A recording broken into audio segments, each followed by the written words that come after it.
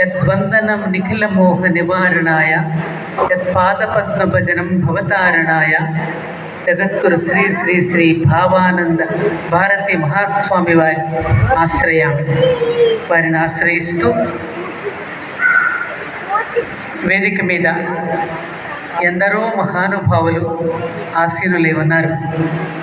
చిన్నప్పుడు పాఠాలలో చదువుకున్నాం వాచకంలో, గడపలకెల్లా ఏ గడప మేలు అంటే పండితులు కూర్చున్న మా గడప మేలు అన్నట్టుగా ఈ వేదికను అలంకరించినటువంటి మహనీయులందరికీ పాదాభివందనం చేస్తూ, ఎవరి వలననైతే ఈ సనాతన ధర్మం ఇంకా నిలబడుతూ, ఎవరి వలననైతే ఇంకా ఆలయాలన్నీ కూడా బ్రతికి బట్టకడుతూ ఉన్నాయో, ఎవరి ప్రార్థనల వల్ల, ఎవరి పూజల వల్ల, ఎవరి నోముల వల్ల పురుషులందరూ కూడా సుఖంగా ఉండగలుగుతున్నారు, పిల్లా పాపలు ఆనందంగా ఉండగలుగుతున్నారు, ఆ మహాతల్లులందరికీ కూడా శిరస్సు వంచి మనసు వంచి ప్రణమిల్లుతూ, ఏం చెప్పమంటారో ఎలా చెప్పమంటారో నాకు తెలియడం లేదు. ముందుగా నేను మా